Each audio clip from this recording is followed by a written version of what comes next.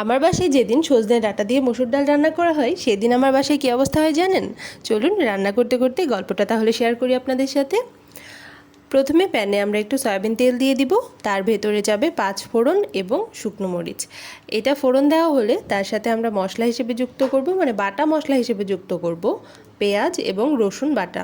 এখানে কিন্তু বাটাটা আমি হালকা করে বেটে নিয়েছি, আপনারা যদি চান তাহলে মিহি করেও বেটে নিতে পারেন, স্বাদের কিন্তু কোনো তারতম্য হবে না। মশলাটা তেলের সাথে সুন্দর করে মেখে নিয়ে তার ভেতরে আমরা কিছু গুঁড়া মশলা যুক্ত করব। গুঁড়া মশলাই থাকবে এখানে সামান্য একটু হলুদ গুঁড়া আর জিরের গুঁড়া, আর আপনি আপনার স্বাদ মতো দিয়ে দিবেন লবণ, আর তার সাথে কাঁচা পাকা মরিচ চিড়ে দিয়ে দেব। এখানে আমরা কোনো গুঁড়া মরিচ ব্যবহার করছি না, সম্পূর্ণটাই রান্না হবে কাঁচা মরিচে, কারণ ডাল ডাঁটার একদম অরিজিনাল টেস্ট যদি পেতে চান তাহলে কিন্তু অবশ্যই কাঁচা মরিচেই রান্নাটা কমপ্লিট করবেন, অনেক মজার একটা ফ্লেভার আসে তাহলে।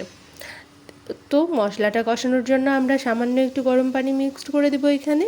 পানিটা দেওয়ার পর মশলাটা সুন্দর করে কষিয়ে নেব যতক্ষণ না পানিটা শুকিয়ে আসে। পানি শুকিয়ে আসলে তার ভেতরে আমরা যুক্ত করে দেব কেটে রাখা সজনে ডাঁটা। সজনে ডাঁটাটা কিন্তু অবশ্যই চেষ্টা করবেন একদম টাটকা ডাঁটাটা কেনার। আমরা যারা শহরে থাকি তারা তো বাজার থেকে বাজার করতে গেলে টাটকা ডাঁটা পাওয়াটা অনেক টাফ হয়ে যায়, তারপরেও ডাঁটাটা একটু চিনে কিনবেন। ডাঁটার গোড়ার দিকে একটু দেখে নেবেন যে কালো হয়ে আছে নাকি একটু সাদা সাদা ভাব আছে। সাদা ভাব থাকলে অবশ্যই ডাঁটাটা টাটকাই হবে, আর কালো ভাব থাকলে ডাঁটাটা পানিতে রেখে 2-3 দিন করে তারপরে বিক্রি করছে, এটা বুঝেই যাবেন। টাটকা হলে তরকারিটা খেতে অনেক মজা হয়। তো আমরা মশলাটার সাথে সুন্দর করে ডাঁটাটা কিছুক্ষণ কষিয়ে নিব, আর চেষ্টা করবেন ডাঁটার ওপরে যে সবুজ ছিলকাটা থাকে সেটা ছিলে নিয়ে ডাঁটাটা কেটে নেওয়ার। আমি এখানে সবুজ যে ছালটা ডাঁটার সেটা ছিলে নিয়েই রান্না করেছি।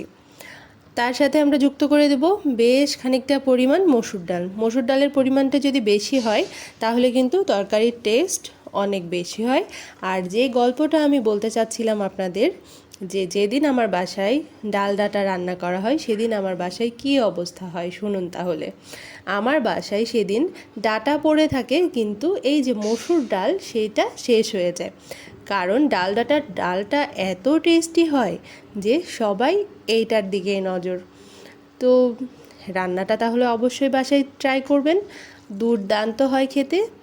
আর আমাদের সজনে ডাঁটার সিজনে কিন্তু এই রান্নাটা যে কতবার হয় বাসায় তার কোনো ঠিক নেই।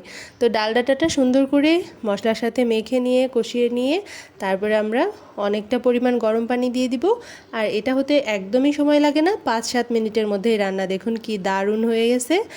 এটা এখন গরম ভাতের সাথে একটু লেবু চিপে নিয়ে তারপরে এটা স্বাদ গ্রহণ করতেই পারেন।